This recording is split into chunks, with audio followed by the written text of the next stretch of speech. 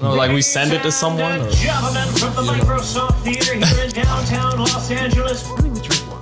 Brought to you by Shawn Porter Promotions. Welcome to the Porterway. Hold on, let me do it. The Porterway. What's up, everybody? Welcome to the Porterway podcast. Of course, Showtime Sean P. Right here in the middle. On one of y'all sides, you got Carson. You got B side. Carl Kanai. I hate B side. AKA Carl today. Yeah. He's brought the Carl Kanai a couple weeks now. Winter, it is getting warm in Vegas, and this is one of my last chances to squeeze this one in. Yeah. So I respect it. Yeah. You might see me do something crazy next week on account of it's getting warm. Yeah. You can't let me outshine you. We're missing our big block, man. Yes. We're missing our big block, man. I don't know what's going on at the crib.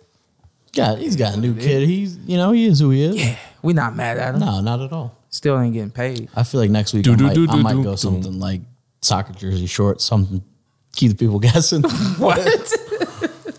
It's a soccer jersey. I know you guys and shorts. Yeah, you guys were calling out what you were going. I was like, maybe I'll soccer jersey and shorts. I might do something crazy next week. We'll see what happens. That's a new one. Yeah. But listen, since we're minus Ant, but we're plus another teammate today. On the line, we got Kid Hyphen, our main man Andy. What's going on, boss? What's going on, SP? What's going on, team? Happy to be on here with y'all, man. It's an absolute pleasure. I'm humbled. I'm grateful, and thank you. And no, we thank you. And real quick, we just wanted to get you on real quick so that we could kind of make that official announcement. We had made an announcement X amount of weeks ago about trying to find someone to handle our social media for us. And in that process, I think just a day or two afterwards, you hit me up like, hey, I can handle all that for you if you need me to. And the kind of, while I felt like I was robbing other people of an opportunity, at the same time, I said, I've known Andy for probably 7+ years, probably closer to 10. And why didn't I think about it, right? And so even with that, you text me, you hit me up and all that, and I had a conversation with Ant. I said, hey, yo, I've been trying to get back to as many of those emails as I can. Let's respond to everybody. Make sure they get a warm welcome and thank you for trying to contribute to the podcast. But I keep looking over there and now I'm realizing that he's pretty much right. Yeah. And I said, but we gotta let everybody know that I think we got our guy. I said it's not official. I said, but I'm pretty sure he's gonna be the guy. And you kind of just jumped right in and filled all of the holes that were kind of really necessary on the social media standpoint, from a social media standpoint. So really, man, I just wanted to have you on real quick and make that announcement that we did find somebody. We found who we believe is the guy. And I mean, it's really showing to be that so far. I mean, the numbers are jumping out every time you kind of, keep us abreast of what's going on. Men lie, women lie, numbers don't lie. Yeah. Yeah, we did almost 500,000 this week on the, Porterway Pod TikTok. We went with the viral Twitter video calling out Boots. I know y'all gonna talk about that in a little while. That went crazy, viral, internet, all that. Call him out. I didn't call him out. Go ahead. Or you said he was overrated. I don't know. Yeah. He took it like something. He was like, you want to, say I'm overrated, why don't you come fight me? That's not the way Boots talks. But anyways, all right. I appreciate it wholeheartedly. I'm sorry for the broken hearts for everybody else out there who wanted the opportunity. But, closed mouths don't get fed. Your boy, needed a shot. I had to text my guy, SP, see what's up. And things worked out. I'm really grateful to be a part of the, Porterway family. And I can't wait to continue and just keep on making all this cool content. And even now they have a face to add to it when they're talking in the comments. Now they know who's behind the comment. Right. And they're going to get all over it.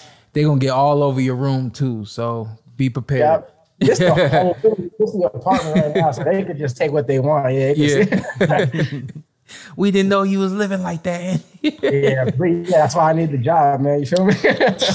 Yeah, but anyway, man, I wanted this to be the official announcement. Also wanted everybody to know that we weren't or aren't dragging our feet on this situation. And I'm sure that anybody who's been paying attention has seen the increase in the social media presence that the Porter Way podcast has now. And we got nobody else to thank but Kid Hyphen. Appreciate you, man. Yo, SP, appreciate you. Grateful for all y'all. And man, many blessings. Thank you. Yo, Andy, just curious. What would you say was the first fight we met at back home in New York? Ooh, my God, Sean Z. Let me think, because we was talking in the media room so many times. Right. You know, a little bit of background. We got Fight Hype and ES News right here. Sean done assembled the Avengers of all his Oh, yeah, you're right. So, you're right. But, you know, like with us, you know, doing the media, we're in the background, you know, having our little, you know, food in the media room. And me and Sean will be talking a whole bunch of boxing. I'm thinking it was probably 2016, Sean, maybe 2015. Yeah, that sounds about right. At Barclays? At the Barclays, yep. Yeah. I can't remember which fight, but in the media. It was a bunch of them because you were there for a couple. I know I've definitely known you since you were pre-Fight Hype. Boxing Voice. Right. Yeah, exactly. And yep. it's different on the East Coast of New York covering fights. It's more camaraderie. I mean, it's still competition. Colder. It's colder, but it's more camaraderie, and it's a little bit more about talking about the fight. Whereas here on the West Coast, Las Vegas, it's a little bit more about competition, and everybody just needs to get their interview and get their content. On the East Coast, it's more, yo, Golovkin, I thought he lost to Jacobs. Yo, what the fuck? It's just so. And yeah. Sean is one of those guys that everybody has to have a lot of respect for because he's a true boxing historian. He's a student of the game. And he just really knows his stuff. And that's kind of something that I've always prided myself on. So in those boxing conversations, you know, it would be like, I would be looking at Sean like, okay, yeah, he's the other guy that has all the knowledge. He's the other guy that's been studying a lot of, you know, the guys we were looking at like Max Kellerman and Jim Blamsley and stuff. Like he's that guy that has that kind of brain too. So a lot of respect. Right. Carson disagrees, but thank you, Andy. He's a nice guy, but that's it. All right, Andy, man, we appreciate you. Thanks for staying up late tonight, man, and we'll get at you a little bit later in that WhatsApp conversation. Yes, I'm going to be a part of the table soon. I'm going to fly out to Vegas. All right, I'll check y'all later, man. Come on, man, anytime. All right, Carson? Anytime. So that is the official announcement that, you know, I kind of like it's not even wasn't a competition, you know what I mean? Competitive job market. It was, yeah, a little bit. You know, I think we kind of just threw it out there like, hey, if you feel qualified and you're interested, we're looking for somebody that I don't really look at it like it was a competition. However, once he hit me up and I kind of did the math, like how long I've known him, how long he's been in the boxing game, what, you know, him actually watching, he watches every episode since before we had even talked about doing anything with social media. And to my surprise, when I hit him up and we had our real conversation about everything, he says, oh yeah, I've already done this, I've already done that, I've been doing this, you know, just as a fan, I really like your show and I've been doing this already, so I can cut it all up and produce it for you, boom, boom, boom, and you know, we handled business. So you put all that together, probably the perfect guy. Yeah, You know, been in the sport, loves the show. Yeah, loves social media. Yeah, love the game, love us. I hate social media. So do we want to, I was talking about Andy, but we want to turn our attention to the desserts here? I'm sure there might be some questions. Let's go for the dessert. I got questions for you, all right? You feel how hardy that sounded when it hit? Sturdy. It shouldn't have came in here, man. I can't put this in my tummy. Now you can. I can't put that in my tummy. Yeah, you can. Yes, you can. You're saying it's you actually can now. Yeah, you're saying it's too dense to even eat. It's too dense. Thankfully, there's no cameras attached to the table or anything. But yeah, we don't want to hear. You can eat that now. Listen, he's delegated to bring dessert to Super Bowl night. Carson is. Yeah. Carson. Okay. And this is what he brings. He brings molasses cookies. They are the bomb. I can't front. Okay. I got at him real quick. I also bought. I was mad, right? I was like, let me. Yeah, I'm skeptical looking at him. Man, good old chocolate chip cookies. Still mad at you. You know, I went through four of them real quick. So I'll explain what's happening here. Okay. So no. Allow me. Because you also, the Brookie is not here. Why? Because it was eaten. Brookie's gone. Yeah. So the Brookie was just that was just, I thought it looked delicious. Brownie and a cookie, if you don't know. And then so the molasses, but they were small little squares, and they went quickly like hotcakes. So the molasses cookies were a shout out to our guy Ant, who's not with us today. What does he say? What did he say? That's what he says. He's here. But so he used to get these molasses cookies, and they were delicious. So I saw them, and I was like, I've never had them other than when Aunt had them. So I was like, I'll try them out. The other one, these are Seinfeld shout out. We're both Seinfeld fans. You got chocolate babka and the black and white cookies, which were on the same episode of Seinfeld. I brought a cup of milk just in case. Okay. Because just in case. But do you even like babka? I do. You do? Yeah. I don't like it. Okay. I don't like the texture. Well, don't eat it. Don't bring it here anymore. Okay. But then this. How do you shop at Trader Joe's for dessert? That's also where the Brookie was from, which was clearly. But how do you shop at Trader Joe's for dessert? They got some good cookies at Trader Joe's. Competitive pricing, low competitive pricing, delicious snacks, and good food overall. You got all the answers. Let's also be fair. We had like I would go to the grocery store and go to the dessert aisle. You know, go to the cake. The Nestle's. Yeah. I think. Yeah, I mean, I think Little Debbie and them. You know what I mean? I think the thing that needs to be Edmonds. addressed early on is the menu we had. So we had listen to the side dish. So first off, the main dish. There was no side dish. Well, and that's what I'm getting to. So Sean texts, he's like, yo, blah, blah, come through. Bratwurst is what Sean was going to be the main, provisions from Boom, Sean. boom. And so he said, what's everyone bringing? Somebody's like, oh, I'm bringing ribs. And my cousin Drew, I'm bringing lasagna. So those were the side dishes pretty much. Yeah. Some ribs is the side, some lasagna. Grandma Joe's lasagna? It was, absolutely. I'm a fan. Yeah, it was good.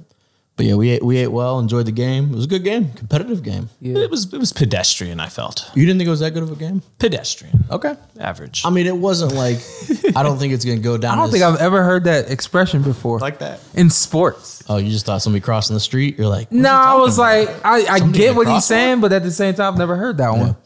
Yeah, I don't think it'll be a game that is like remembered years from now, but it was competitive. It wasn't enough. a stinker. No, it wasn't a stinker. But it's funny. It came down to exactly what everyone said beforehand. They were like, yeah, I don't know how the Bengals O-line's going to hold up against Aaron Donald. Yeah. And then when the moment needed to happen, I thought he was this close to being the Super Bowl MVP. I thought he earned the MVP. I did too. My humblest of opinions. Yeah. I thought Cooper Kupp, after Odell went out, they double teamed him a little bit and you didn't really see much from him. But obviously he stepped up late. You got the Odell jersey I on. had to do this. Yeah, the report is he tore his ACL, they said, which is that's rough. But he gets his ring to go along with all those early years in New York to kind of solidify a pretty good career. Yeah.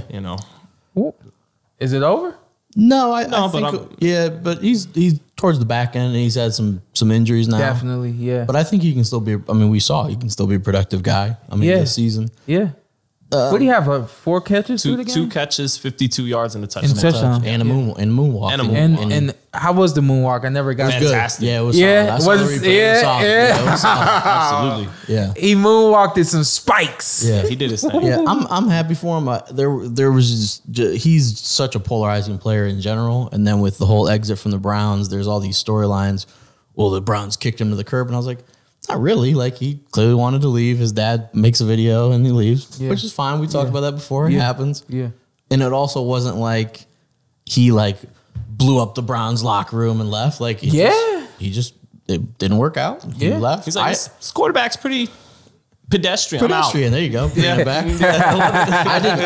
I personally, other than him, the reports that he told Von Miller not to come to Cleveland before the season, I don't hold any ill will towards him at all. I like Odell. I think that's kind of grimy. I think that's kind of grimy. That was the only part where I was like, I don't really appreciate that. That was kind of grimy. Like his departure, is what it is. The departures, But the stories of him, kind of doing warm ups and talking to other players, come get me, stuff like that. That's pretty grimy. You know what I mean? You got one foot in the door and one foot out the door.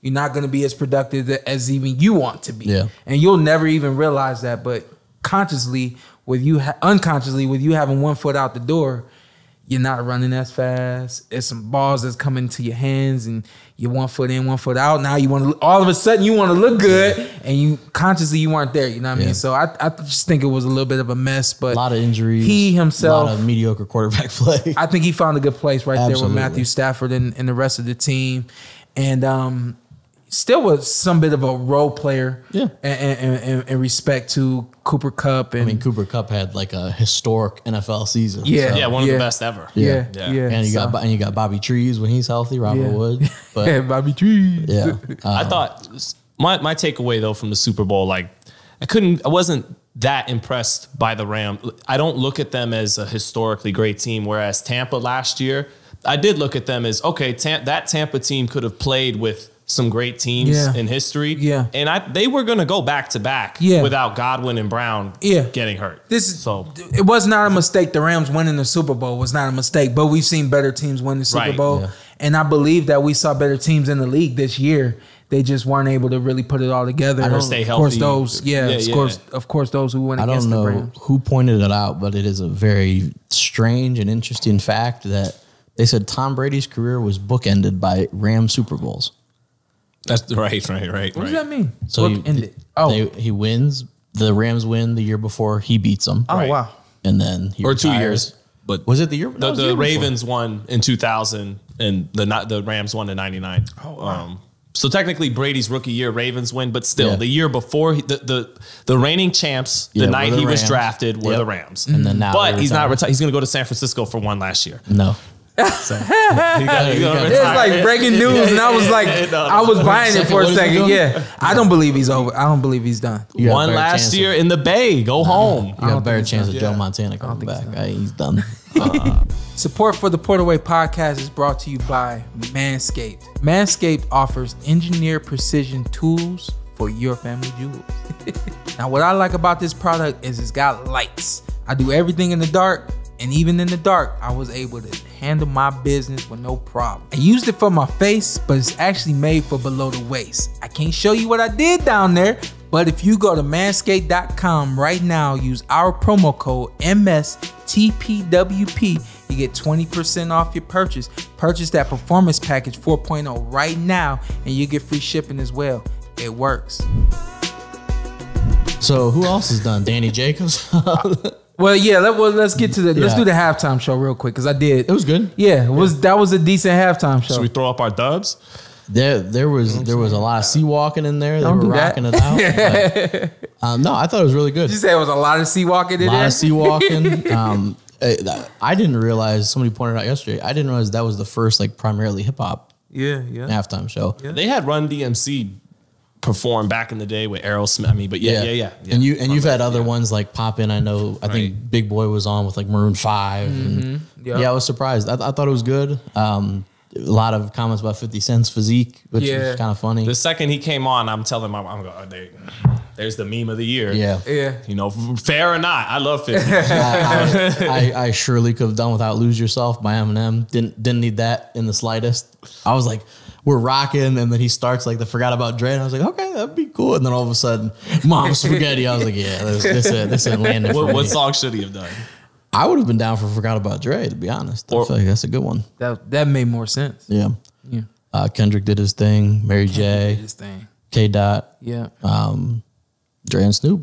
I mean, those are legends.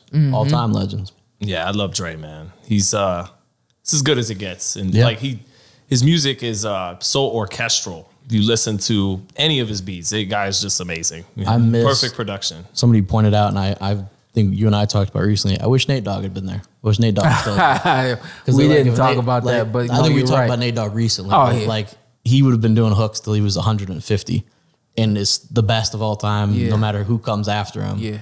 And so it would have been cool. I think Nate Dogg would have fit right in. But yeah. And then it was dope when Dre did a quick little medley of I Ain't Mad At You. Yeah, on the Tupac. piano. I just love that. Yeah. Meanwhile, Eminem was like on one knee the whole time. Took the knee. I was like, dang. Yeah, hey, you got stage freeze down there and stayed out there. Apparently, the NFL did not want him to do that. Yeah, he said tough luck. He did it anyway. Yeah. So shout out to Em for that. I just Lose Yourself lost me, but I thought it was a good night of football. It lost you. Yeah. That's what I did. Good night of entertainment. Yeah. No, I thought overall everything was good. Commercials were good as always. The Pringles one was my favorite, but I feel like we're 20 minutes in talking about football. People are outraged in the comments. Don't be mad. We got timestamps for that reason. They'll still be mad. Let me say this because while I have a moment, my guy Pierre, shout out to Pierre. Yes, I got to get what's the name of his podcast? Pierre's Panic Room. Pierre's Panic Room. I was watching it today. Okay. That dude's fire. And the show is fire. And I am big on comedy. I'm big on movies. And we were talking 2 days ago. He said, make sure you check it out. So I did. And I hit him up immediately. But no offense to y'all, but I was like, damn, like I should just did a podcast with Pierre. Fair. Because like I would get the best of both worlds for myself. I would be able to do, you know, the comedy and in that entertainment field without people being mad, and then could also do my thing. And he's humongous on boxing. You know what I mean? Like he's gigantic when it comes to the boxing game, and so would it just really fit in? And so we're working on some things. Yeah, it's not too late to still do that. We'll see what happens. Yeah. Not that you care. You probably wouldn't even okay. care. It's probably wouldn't care. I did. I had that thought. I was like, dang, I should have did something with Pierre, just, you know, all the way at the beginning of this. Still can. Yeah, but his show is fire. Check out Pierre's Panic Room when you get a chance. The most recent show he did had a comedian, Hamburger. You heard of Hamburger? I have heard of it, but I've heard of his helper. I'm not familiar with Hamburger. His punchline he uses is hamburger. So after he tells his joke, he always ends it. That's his exclamation point. Hamburger. That's a part of his act. Anyway. Any relation to the Hamburglar? No. Okay. Anyway, he's telling the story, the notorious story about when Bernie Mac did Def Jam. Mm-hmm. And I mean, I've heard that story so many times, but I've never heard that story from someone who was there that night. And so, man, and Bernie Mac is one of the best to ever do all it. Time. Yep. Ever. No doubt. And for me, and I've watched everything of Bernie. I watched some stuff of Bernie where you could tell somebody was holding a video camera like this. Like, that's how deep I go in the comedy game. And when Hamburger was telling the story, I just was like, damn, like it was as great and as genius as I would have thought it was. Anybody that doesn't know that story about Bernie Mac doing Def Jam, check out Pierre's Panic Room, and you'll hear Hamburger and Pierre talking all about it. I do know. I don't know if it's the time that Pierre would be referencing, but I've seen video of Bernie Mac do Def Jam on YouTube. Yep. And he literally had people physically shaking in their seats, like almost having convulsions, laughing. It was. I loved. You got it. Pierre's Panic Room, especially if you love Bernie Mac, especially if you're looking for a Shawn Porter Pierre podcast. Right. If you like Hamburger, if you like comedy, check this out. And I will do the long story short because again, I've never heard it this way. But the long story short is, and I love the way Hamburger told the story. But anyway, Bernie Mac's in the back. He's got to go out, and they had just booed somebody off the stage. That's not something that was really done at Def Jam. And Bernie Mac wasn't good. He wasn't down with it. He was like, yo, you do something before I go out. Anyway, he goes out, and if you've never seen that 10 minutes that Bernie Mac did on Def Jam, it's one of the greatest. Is that why he said, I'm not afraid of you, I'm not scared of you, I ain't afraid of you. That's why he's saying it. Yes. Oh, see, I thought it was part of his routine, just something he did anywhere he went. Nope. And we're young, you know what I mean? We've seen it so many times that when I had heard the story so many times, but to hear the way it's told on the Panic Room, check it out. It made it even more amazing to hear. That's the one where they're physically shaking in their seats, laughing so hard. Yes. Great story. Yes. Great story. Check it out. Pierre's Panic Room. I'm not going to plug it. I'm not going to plug it anymore, but I'm hyped, man. Because the first 100 did the 100 plug. Yeah, I hadn't heard out of them. I'm big on comedy and I'm big on Bernie Mac, and I had never heard the story told the way that Hamburger tells the story. Salute to Hamburger. And in my personal opinion, he's a really great comedian too. So. And Carson's like, now as for the Porterway podcast. Yeah, right. Yeah, I know the audience.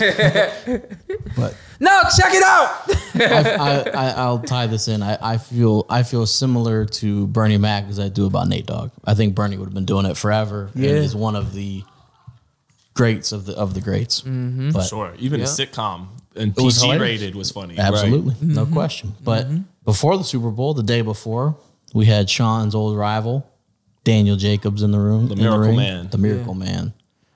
I have not thought about how I was going to address this, how I was going to talk about anything. So let's go. I feel like I have a very concise take on it. I was very unhappy about the performance. I thought for the first, I think it was 6 or 7 rounds, it looked like a sparring match. He was cutting him up, didn't really look like he was even out. Didn't even need to go out of cruise control. He looked like he could just outbox him. And then in the second half of the fight, he went southpaw more. He started to sit and exchange a little bit more. Yeah. And is getting hit. Yeah. Which cost him the fight. I don't know, to be fair, if his legs weren't there where he couldn't keep boxing like he was, but I don't know if that was a strategy thing. It was the wrong one. But let me address the southpaw because I really did, man. Hate's a strong word, but I hated seeing it. And it's not that I think every time we probably fought six times when we were in the amateurs. I don't remember him ever going southpaw. He may have, but I don't remember it. And I'm not knocking him saying, yo, you've never been a southpaw, you can't be a southpaw now. But whenever I talk about guys who switch and they switch hit, I always talk about there having to be a rhyme and a reason to why you switch. You don't switch because you look better as a southpaw. You switch to land a certain punch as a southpaw. If that punch isn't there, you switch back and you box where you are comfortable. You box where you can be effective at any point in the match. And there are guys, i.e. Terrence Crawford, who can switch and be defensive. So really quick, if my left foot's out front, my slip is right and left or left and right. And depending on the guy who I'm fighting, I'm either going to be going left or I'm going to be going right. So Terrence Crawford, as an example, he's the kind of guy that will have his left foot out front and he's slipping. He can switch and immediately he slips the correct way he's supposed to slip. Yeah. Not everybody that switches can work their offense and their defense the same way. It takes some guys, it takes them a couple of seconds to really make a mental adjustment that they are now southpaw or orthodox, and now things kind of move a little differently. With that being said, why are you fighting southpaw if you are not being effective as a southpaw? That's not your natural way of fighting. That isn't your consistent way of fighting. And I kept every time I was like, why are you southpaw? I have a theory why. Yes. I think, did you hear this a lot coming up? When you're tired, your jab is your best friend. Yeah. I think he tried to switch southpaw and just get that power hand to his jab. He tried to jab his way through the 10th round, and he might have actually won that round, but body language killed him in this fight. Yeah, body language killed him in this fight.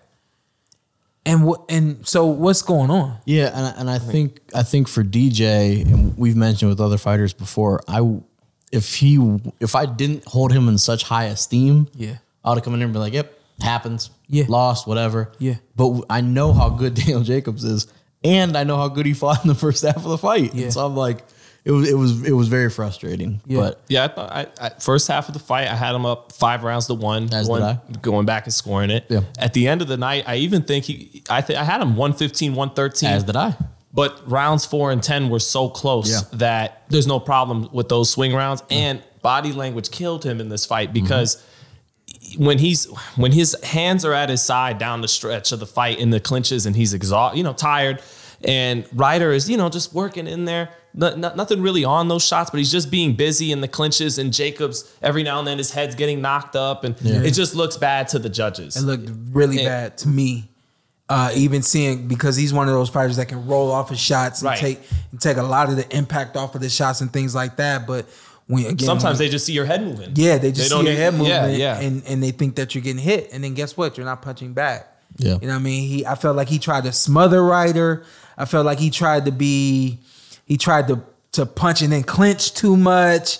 I felt like he was all over the place. And to be at least a little bit fair, Ryder, you got the job done. Turned the heat up in the second half of the fight. And he turned it up in the second half. And you won the fight. He kept his defense tight in the first half. He didn't take too many chances. Get blown out early. Waited until Jacobs slowed down. Yeah, it's a good shot. Right. Let me tell you what made Daniel Jacobs so good / great. He was a great amateur. What made him great as an amateur was he had really good boxing ability. We were fighting in 2 minute rounds, so things are a little different, but he had great boxing ability, great feet, and he had great timing. He had a lot of what I know Demetrius Andrade to do. Demetrius can find that range and that distance and keep you exactly where he needs you, so he can hit you and literally lean out of the way, and you can't hit him.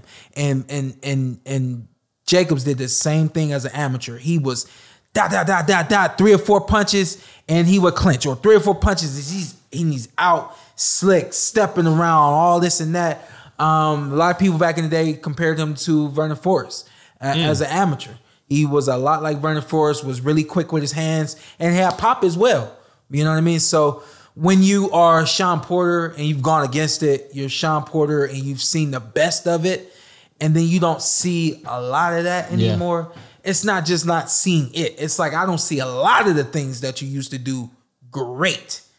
And great is not an exaggeration. He did a lot of things great.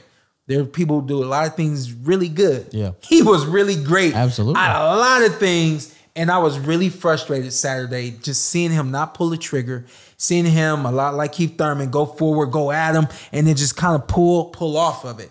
And it really is, man. It is a direct. It's directly contributed to how your training goes and your preparation for a fight. And I talked about redlining last weekend, and I saw moments where I've been there and I've experienced myself, and I know where that 3 or 4 punch, and you know, hey, he's done. He's done after that. And I don't know what we've talked about before, not wanting to like retire guys or like say, hey, you know, maybe it's time. But for DJ, I mean, you fought the best. You fought Canelo. You fought Triple G.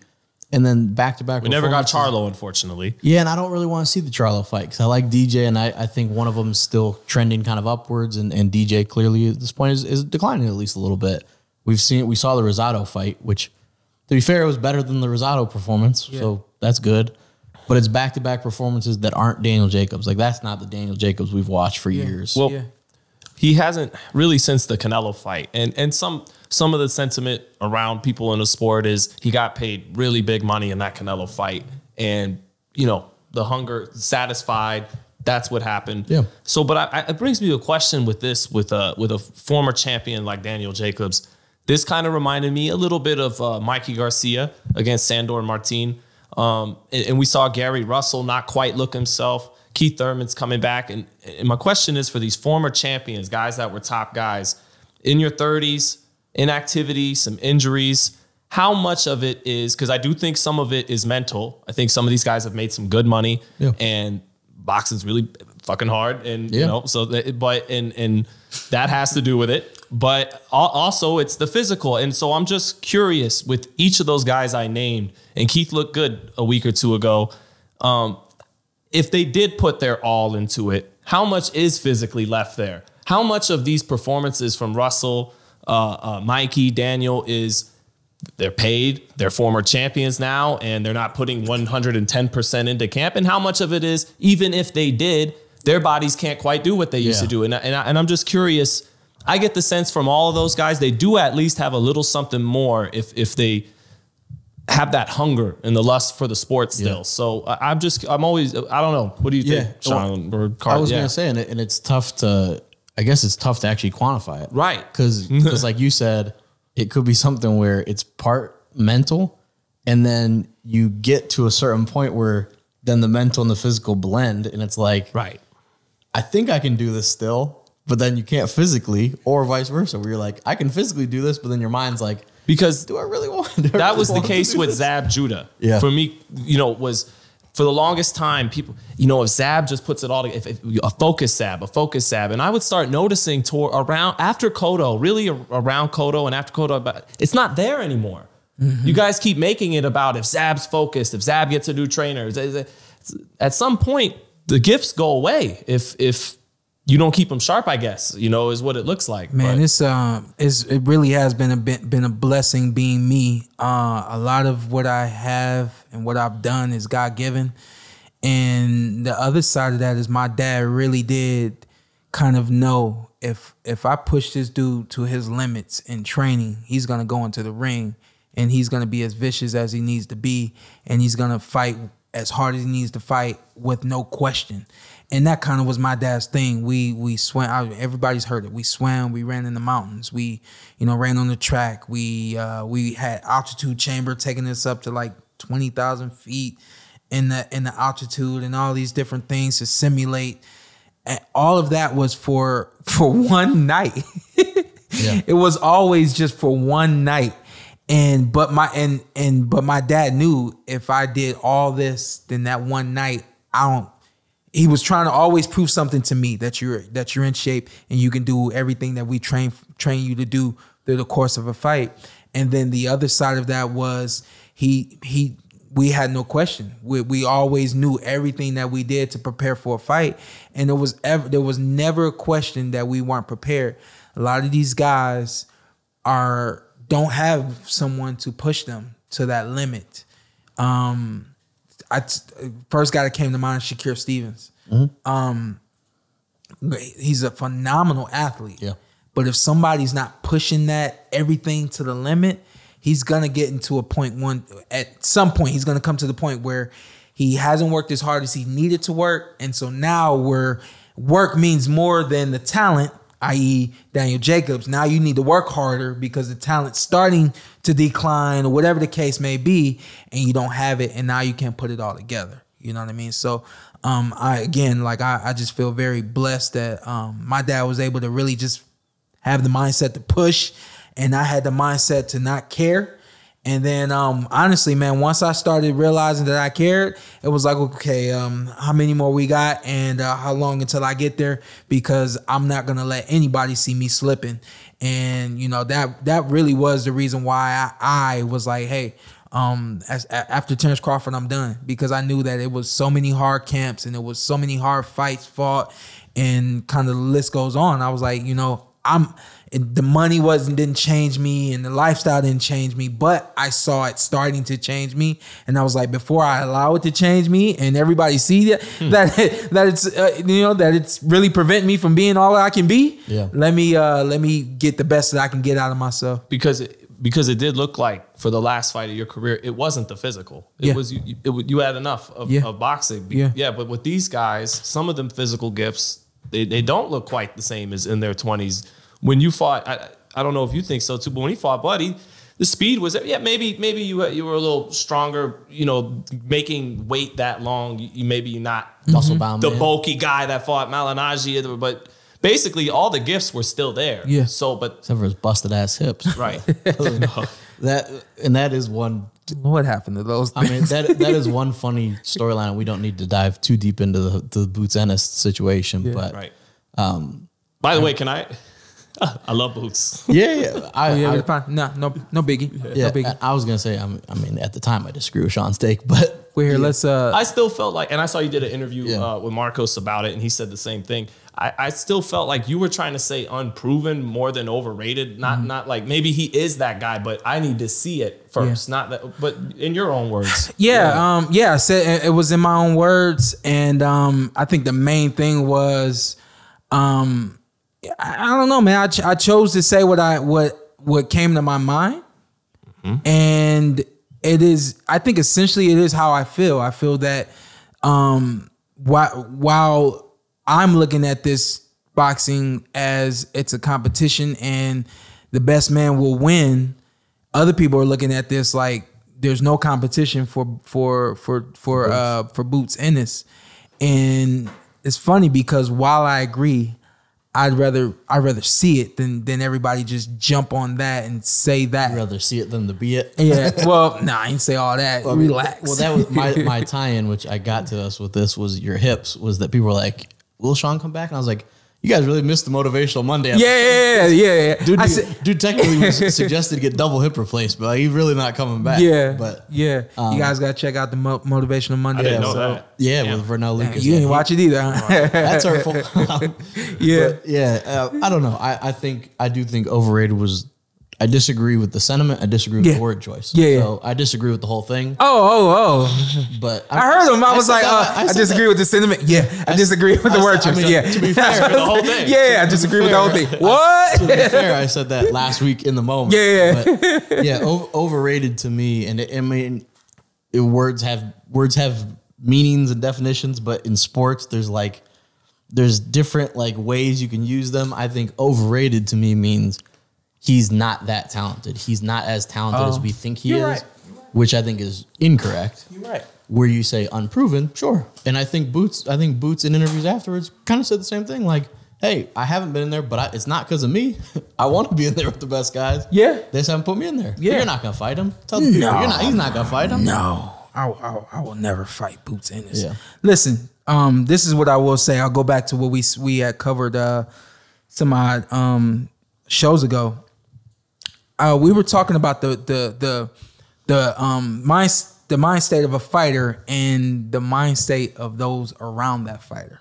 We talked about how you were like, you know, you said something like, gosh, I hope you never get in the ring with Keith Thurman. And then I said the same thing about Boots. And in my mind, I was thinking to myself, like, at that point in time, I told you, I said, I was literally thinking F you. Yeah. And it's because I can't allow myself to hold on to any thoughts or sentiments that you may have about me getting in the ring. Yeah. Because if I get in the ring and there's any hesitation, I get in the ring and there's any fear or true fear that's going to prevent me from doing what I need to do, I don't walk out of the ring the way that I did. Yeah. And so while as a fighter, I know that this is how we think and this is how we feel. We all feel like we're superheroes and we're untouchable. The guys at the top. Mm-hmm. And then you got everybody on the outside saying, oh man, that's a great fight. Or they're saying, oh man, that's a great fighter. Now we've come up against Boots. And I've publicly said that Boots is the next best thing we've had to Roy Jones Jr. Yeah. And I honestly believe that. But at the same time, as a fighter, I would never allow myself to think that if I was getting in the ring with him. So while I hear everybody saying he's going to watch this guy, he's going to watch that guy, so on and so forth, I'm thinking like a fighter. Right. And a fighter would never allow myself or anybody else that's getting in the ring with another fighter. I'd never allow anybody tell me, oh, he's just going to watch that guy. He's going to watch that guy. Because as a fighter, I can't believe it. And I don't think y'all understand how we are as fighters. Yeah. You know what I mean? I don't think y'all understand. Wow, y'all are saying, man, that dude hits hard. Well, a lot of us are like, fuck him, I hit hard too. Yeah. And while you may look at it and say, oh, he's just talking, that's really what we're thinking and how we're feeling. You know what I mean? Well, I think he responded as a fighter. He said, hey, you got absolutely you got something negative to say, get in the ring. Yeah. Like, if you think I'm overrated, fight me. Yeah. Which I can understand. He's a young dude and he has the same thing with EJ before he got his shots. So hungry. He wants to fight those guys. So for him, he's like, wait, one of the top guys called me out? Yeah. I've been wanting one of you guys. Let's go ahead and make that happen. So I respect it from Boots. Well, the other guys ain't really going back and forth with him. So no, so Shawn will give him some and that's love. what I think. I think that's what it was. I think it was something where none of the top guys. Yeah. None of them. So he's dying for someone Errol to say Spence, something. I've never heard him say, hell yeah, I want to fight Boots. I've never said Bud or Keith said. And that's what no issue. And I'm realizing that's what irks me. The saying I've talked about you and Keith Thurman. I've had other people talk to me about other fights like, man, you gonna fight that guy? Or man, I hope you never have to fight.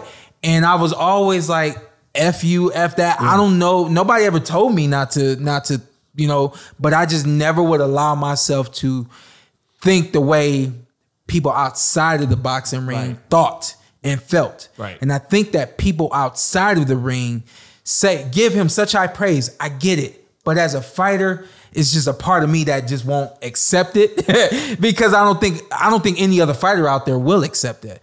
Yeah. We could argue up and down who's gonna win between Ortiz and Ennis. And Ennis is gonna argue till he dies that I'll beat Ortiz. Yeah. And Ortiz is gonna argue till he dies that I'll beat Ennis. Yeah. And while 100 people were saying, no, you got no chance to beat Ennis. Yeah. He's looking at all 100 people saying, F you, I'll fight each and every one of y'all before I fight him. Mm-hmm. And I'll still get in the ring and beat his ass. Yeah. Because that's how we think and that's how we feel. And I think to kind of close on that, I think that was the, I guess the negative reaction. Some people, to be fair, agreed with you. Some people thought, yeah, he is kind of unproven. Other people said, Shawn Porter's an idiot. Yeah. But I think the main thing is people were like, well, it's kind of hating. This is the next guy coming up and you retired. Like, yeah. Sorry, like, and it's not somebody. He helped get him some publicity, right? All publicity is. I doubt it. I didn't get him much publicity. If you want to look at it that way, sure, it was buzzing a little bit, but it is just something where it's like he is the next guy, and it looked I know you, and I know I know you like Boots. I know you think he's the next guy. Yeah.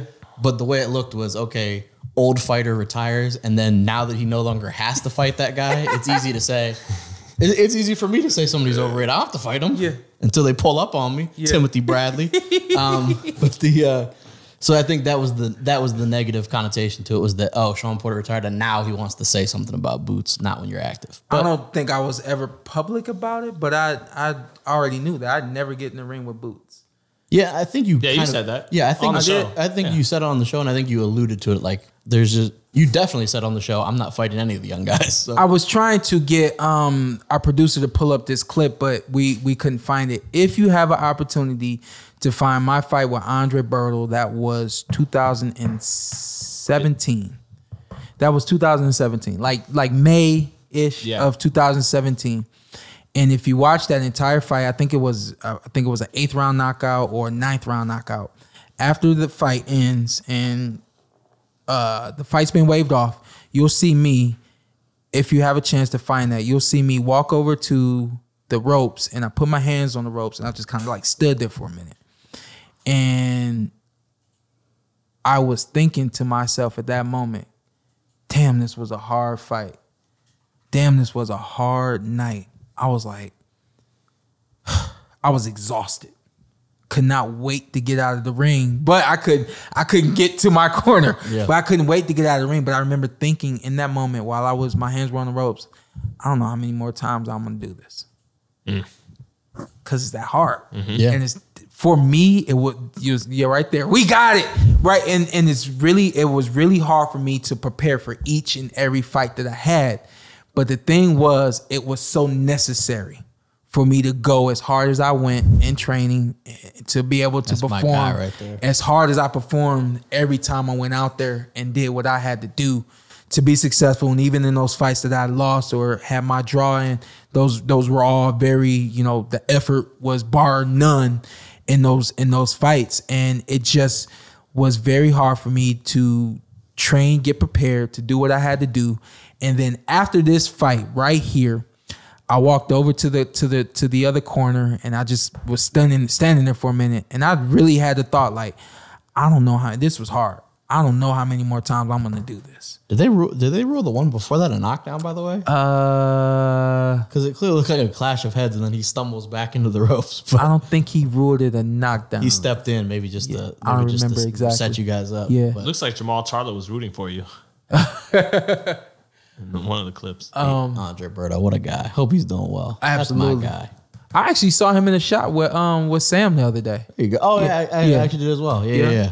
Shout out to Andre Berto. So, that's 2017. Yeah. Shawn Porter thinking like that. Yeah. So, you fast forward in this 2022, 2021 essentially is when I decided that this is my last fight. I'm done. I'm not going to do this anymore.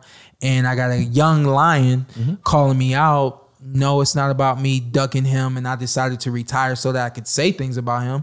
It's about me knowing everything that I could do and would not do in this sport. I had no intentions to move up to multiple weight divisions to conquer those divisions. I probably could have. Especially after eating those desserts, those tasty desserts. And all respect to anybody at 154, 160, but I was 165 pounds as an amateur. I did it as an amateur. I'm pretty sure I could have done it as a professional, and definitely at 154. But like I said, man, with everything that's going on with me physically, now check out the Monday motivational Lucas. Yeah, the Motivational Monday episode. And then where my mind state was at 2017.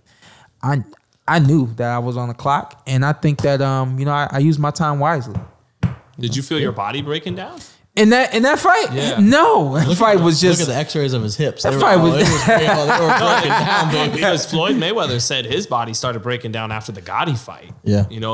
Still able to win fights, but his body was already... Yeah. This one, no. The hip, yes. The body, no. And even the mind, no. Hip is a part of the body. Right? Anybody... Very true. All right. Yeah, well, you know what I'm saying? Like the rest of the body. The hip, yes. The rest of the body, no. But anybody that saw me on the mountain 2 weeks before my fight. And my dad was trying to get me to go up on the mountain the week before the fight. I was like, I'm done. Please, no. That's like, I'm There's no reason to go up that car way and say, wait. He was like, man, I'm taking a shot at this preparation after this one. Is it just me or is he tripping? He said, yeah, man, you don't need to go back up there. I said, yeah, can you tell him? That's a lot. Yeah. So I think we close on that. I don't think anything else needs to be really said. It is what it is. Yeah. Yeah. One thing, so we have some fights this weekend. Amir Khan. Honestly, this is the most excited I've been about. I wanted to get over there with you. I was trying to. Nah, I don't need. I would prefer we watching it from home. Yeah, from here. But you do know that song from all exclusive paid trip to England, and he didn't want. I wasn't going for it. He didn't want it. I'm really excited for this fight, man. I know you are. And honestly, I really still could convince myself either way who wins. Mm-hmm. Yeah. I think if official pick, I think it's KhanBrook. Yeah. I think the special one gets it done. But man, you could if you talk me down right now and said Amir Khan wins, I'll be like, yeah, Amir Khan wins. The only thing I'm like, man, that speed is just the speed's gonna be there, but KhanBrook known for his timing. And I'm like, anything can beat speed, it's timing. Anybody that talked about this fight back in the day, they said Amir Khan wouldn't do it because he had too much to risk in terms of his reputation. It's the one fight he never wanted to lose. Over there, yeah, the only fight he didn't want to lose. And so it's really hard for me to fathom that he won't get up and be like as on point as we've seen him since 2004 Olympics. You know, I talked to him today, and that's what he seemed like. Yeah, he still seems like that. One thing about Amir Khan, like is he still here? No, he's over. Oh, he's over there. Yeah. Okay. One thing, give him credit, man, is he genuinely wanted the big fights and to fight the best. Yeah. And always gave it his all in his fights. I got a lot of respect for Khan. I've said it before. I'm a big fan of both of them. I think Amir Khan gets absolutely he gets his just due. Do you know when's the last time he was world champion? Oof. It was actually over a decade ago now. What? The last time Amir Khan was world champion was when he knocked out Zab Judah. 2012? 2011. And good Lord. Yeah. Brook a half decade ago. Yeah. But yeah, I don't handed him that belt. Hold on, chill out, man. No, you need to go on. It was a good fight. Maternity leave or something, man. It was a good fight. It was a good fight, and I think prime, like in their prime, does Brook. He at 47 he wins, right? Yeah. But like now, and I mentioned it to you, Shawn Zaitel, is the punch resistance is an interesting battle. That's what it comes down to. They're one up each other. He's like, well, I've always had a questionable chin. Well, I have two broken orbital bones. It's like, right. No, it is KhanBrook at the stage with those injuries he's had to his orbital bones. Yeah. Where if you just hit him good, even if you're not a puncher, because Khan not a puncher, but he's got those stinging fast punches that look like they sting. Yeah, they sting. Right, and that's the question. Khan's gonna get off first. Yeah, Khan should be able to win the first round, 2, 3, because he can get off with that speed whenever he wants. Then once Kell times him up a little bit. But in order to time him, he's probably going to have to take some combinations from Amir Khan. Absolutely. If they land right here, can he withstand it long enough to get Khan's timing and land his chocolate brownie, his right hand? I'm going with Amir. Going with Amir? Okay. Going with Amir. Right. Something in my gut says that. My head says Brook, because my head says heavier hands, timing, natural welterweight. He would have always won this fight probably. But something in my gut says Khan's more up for this, and he has a little bit more of a competitor's edge, a little bit more doesn't want to lose. I think Kell actually has that. I think Kell's the one. I think Kell just doesn't fucking like him. But I think Khan has more of a like, I don't go to sleep at like. I think Kell's been wanting this fight, and I think Amir. You kind of mentioned earlier, this was a fight. Amir was like, I don't want to lose this one, and Kell was like, no, let's fight. Like I don't know. It was obvious. But maybe Amir, it worked. He waited till the right moment. Maybe it worked. Yeah, and part of me, and this was just, like boxing math. I'm thinking in my head, Kell, he has those issues with the orbital bones, but I'm like, yeah, but it was against Golovkin, Errol Spence, and then Bud Crawford. Like, you talk about three guys that can put anyone out. We saw Shawn take 100 or so shots, and the first one Brook took, he was out of there. Yeah. And Shawn's got a good chin, but. And then it's like Amir, I saw British Prescott fold them like a lawn chair in the corner, and that was out of nowhere. Feels like 15, 20 years ago, probably. Because it probably was 15 years ago. I don't know. It's gonna be a really fun fight, I think. It is. Because this is two guys, they always talk about like the last showdown, like in a Western. Yeah. This is kind of it. Yeah. It's like, hey, this is pretty much it, right? That's it. Yeah. Yeah. It's Who like- walks away as Britain's guy Yeah. of that era? Over there, Manchester. Because I don't think either one of these guys are gonna really want to continue. I can see them trying to do what Mayweather's doing some course. Dubai stuff that'll never surface and stuff like that. Billy Dibb last year, the year before. He did. So He fought him in 2019. It looked good. Yeah, so it's one of those. I could see that angle where like, but not the big fights. But yeah, this is like a hey, one of us is out of here. One of us leaving town. Yeah. And so I think it's gonna be a good fight. Natasha Jonas fights on the undercard. There also is another card just another fight. Jaime Munguia fights Demetrius Ballard. Yeah, which Munguia should once again. I think so too. Ballard is somebody that's gonna land some shots, and Munguia is not somebody who is a defensive wizard. So crazier things have happened. Maybe catch him with something. We say this every time. And then This kid's active and in his prime. I'm a big Munguia fan, but the one thing I think that we can kind of touch on that you can maybe touch on better than us would be Ryan Garcia going with Joe Goosen. Yeah. What do you think? Just overall thoughts on that, and then what does Joe Goosen do that might help young King Rye? Lord. I think that I'll answer the first one or the second one. I think that Joe Goosen was, we talk a lot about experience, and I think that my comprehension of experience is you just some things you don't know until you go through it. Yeah, it's not. You don't know what you don't know. You don't know what you don't know. You know what I mean? Like, yeah. And adversity makes champion. And adversity. I brought that back. You guys are assholes. Motivation Monday. But here, I'll just use this for an example. If you've never done the kind of training that I've done, I haven't. You may think that you're in shape for fights, but then when you come and you do it the Porter way, and my dad says, "Hey, do you know how to swim?" And you're like, no. And he's like, okay, well, good luck. We're gonna get in this 5-foot pool so that you can swim, and you go in, and you work on it. But while you're working on that, what that's doing is my dad connected the physical with the mental. And he learned that if I can get my son to swim and get comfortable in the water, then he'll be comfortable under any condition in the ring. Actually proved itself right. So for a fighter, and I'm cut it even shorter. So for any fighter that thinks they're in shape, and then they get with Kenny Porter, and Kenny Porter says, well, hey, you're going to start swimming. That's an experience that fighter's never had, that all of a sudden he's stronger and lasts much longer in the boxing ring. Yeah. And you can say, well, Kenny Porter got me into great condition for this fight, and I haven't been here since. Or you can't handle it. So, or you can't handle it. And in my dad's case, nobody handles it. So, I think that Joe's going to bring some experiences to Ryan Garcia that he may not have had before. Some different techniques, some different just boxing, just kind of like the IQ of boxing, kind of the who, what's, when, where, how to do certain things that I'm assuming that no one's been able to kind of touch on with Ryan Garcia. And I don't think it's a knock on Eddy Reynoso. Sometimes, fighters change trainers all the time. Yeah. Reynoso's a great trainer right now. Yeah, well, some would argue he's the best trainer in the game right now. He's got some great drills. And then every fighter, every trainer has their style. So maybe Eddie's style is more of an aggressive attack and, setting up certain punches.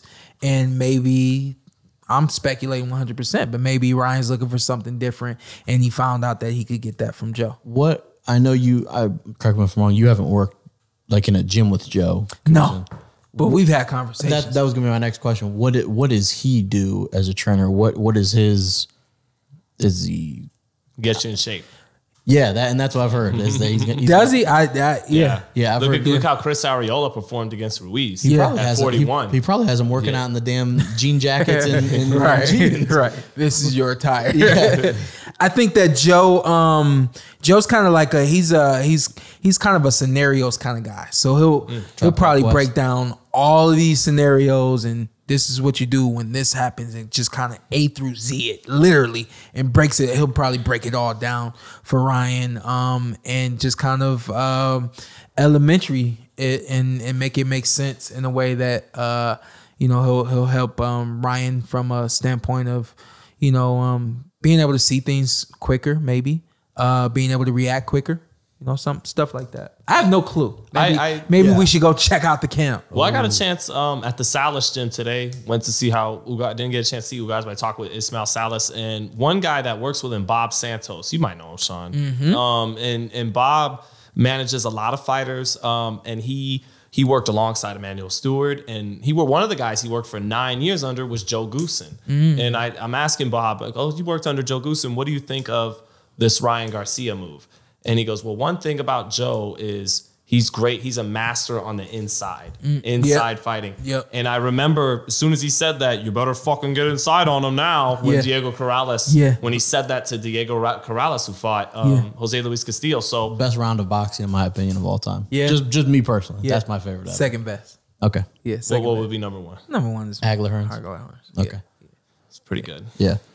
But to your point, a lot of fighters aren't comfortable getting to the inside because, you know, just simply put, if you got a knife and I step back, you can't touch me. But the closer I get to you, the more liable you are to touch me with that knife. Fair. Now, if I'm up on you, a lot of guys don't want to be that close because they know that something's coming back. You get stabbed. Something's coming back. You know what I mean? And I hate to use that analogy, but is it something? Joe, excuse me, but Joe is kind of a tactician on fighting on the inside, and I think that he helps get guys comfortable with fighting on the inside. Inside fighting is an art. There's an art to it, and when perfected, that is nice. And that actually leads perfectly into my question. See, we worked out well there. I was wondering, is that something that you can learn to do and learn to be comfortable with inside fighting? Because I can't really think of somebody off the top of my head that like we didn't see fight on the inside and then all of a sudden like decided to fight on the inside. Yeah. I just don't know if is that something that you can teach to be, or is it? I hate that. Is it in spots? Like, is it like?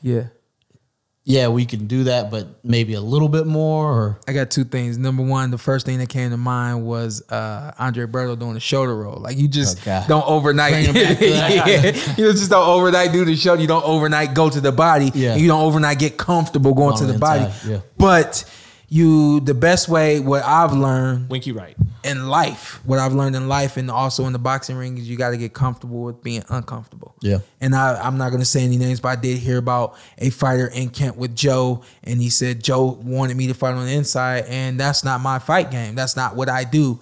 And it was a bumping of the heads because Joe's like, no, today we're going to the inside. And he's like, I'm not an inside fighter. Yeah. I don't give a fuck. You do what I tell you to do. Yeah. That's where Joe's coming from. And Joe will cut you off. Joe doesn't care about the money. Joe doesn't care about the fame that's going to come from who he's working with. He's lived it. He's done it. He's lived it. So in a lot of ways, Ryan's got a good thing coming at him because he's got a guy who's going to be stern, really does know what he's talking about, and can help him improve and get comfortable in some areas that he may be uncomfortable. William Zepeda also fights on that undercard of Jaime Munguia. And people are big fans of William Zepeda. And then the other side of your question is, typically what happens for a fighter, if he's not comfortable doing that, he'll find spots in training when he wants to do it. And I know he tries to fight on the inside and gets knocked out and then doesn't shoot again. Joe's a lot like my dad. Nothing but body punches this round. That's all you're doing. I don't want to see any fucking jabs. You know, that's Joe. You know, so I just want to see. I just want to see Ryan fight. Yeah, absolutely. He some of the quotes were about building his brand, and the best way to build your brand is by fighting, getting those fast hands and that powerful left hook in the ring, man. So you know, people love Instagram, but we want to see those fast hands in those rings. So, absolutely, yeah. He obviously, and he mentioned he was going through some stuff, and he seems to be in a good spot now. So yeah, hopefully we see him. Maybe 2 months from now, he's supposed to fight him. Yeah, against Emmanuel to go. Right. Yeah, right. But yeah. And then William Zepeda. But as for Zepeda, man, a lot of people that really know him on Twitter. Yeah. A lot of people that write about the sport, they feel Zepeda can fight with Tank, Devin Haney, all those lightweights. So I'll be watching with big eyes on that undercard. People thought he like could be the prospect of the year last year. They thought he might have got overshadowed a little bit. I disagreed, but he is a really good fighter. Really good fighter. And so I think we'll see if he can get another knockout on the belt, but the one I got circled, man. KhanBrook, bad blood. Of course, it's stuck in 2013. Yeah, I'm stuck in 2013. Can I trust you with the desserts this weekend? Yeah, we can probably do that. I come watch fight too, right? Yeah, come on. Now, right. And to close on that, All-Star weekend festivities for the NBA. Sorry, Cleveland, I won't be there. Yeah, your hometown of Cleveland, my native Northeast Ohio. Yeah. Should be a fun weekend. Knicks are back to sucking, so I could care less. Cavs battling for You get 3 in there? No. Yeah, two. who is on your team? I look at the standings Darius and Garland. the Cavs are good. I'm Evan Mobley, aka Slim Duncan. Who? But Is that They go higher up. They go higher up in the rankings every time I'm. Kevin Love. okay? Yeah. Kevin, I know Kevin Love. Yeah, we got 2 All-Stars. Jared Allen was named an All-Star. I know today. Jared Alex. He played for Brooklyn. Yeah, and Darius Garland, and then Evan Mobley will be on the Rising Stars. Is game. that Katino Mobley's son or something? I know. I wish. Okay. Katino Mobley was a hooper. Was that him on the cover of NBA Live 2002? Probably. Hey, Was the budget $85? You talk about a left-handed bucket getter. Yeah, but cat. the cover of NBA Live, You It was- you had been more comfortable with Stevie franchise. I mean, on the cover? Latrell Sprewell, someone on the All-Star team. Yeah. Anyway, Anyone that's listening to this, if you're gonna go to Cleveland, enjoy yourself. Tino Mobley gonna beat my ass. Yeah, Enjoy yourself. Enjoy the code. I had a story about Cleveland. I'll probably just save it for next week. But Okay. I went home yeah. Tuesday, Okay. came back, went home Wednesday morning, came back Wednesday night. Okay. Yeah. I love that. Yeah, quick in and out. Yeah, like I can get home, handle my business, then come back here. Yeah, you see the cold, you acknowledge it for a brief time, and then you're out of there. But yeah, it should be a fun weekend. Cavs are gonna win Got the time for a skills quick challenge. story? You want to let it go? Yeah, no. Is it a good story? It's a good story. Okay. So I booked my rental car. Usually book where Hertz. They were sold out, so I had to book with budget. I get there and the lady that's always taking care of me at Hertz is there, so I'm like, go over there. Yeah. She says, "Whoa, sorry, we're sold out, but go over to Avis because they're open right now and you may be able to get something." I go over to Avis and this lady is so short with me. She's giving me like one word of answers. She says, "We're not open right now." I said, "Excuse me, are you working with budget?" She says, "No, they're not open." I said, "Well, the lady over there said that Avis owns budget and Avis." She says, "That's not my boss." I said, "Whoa, okay. Well, do you have any cars available?" She said, "We got a Huffy outside. Good luck." She says, "I don't think so. What you want?" Like, just like real hood, like and hard at me. Like, I don't know if she gonna see this, but what's up, mama? Anyway, so I said, whatever you got, I'll take whatever you got. I don't know. Let me look. We might have some vans. And she start pulling up the stuff.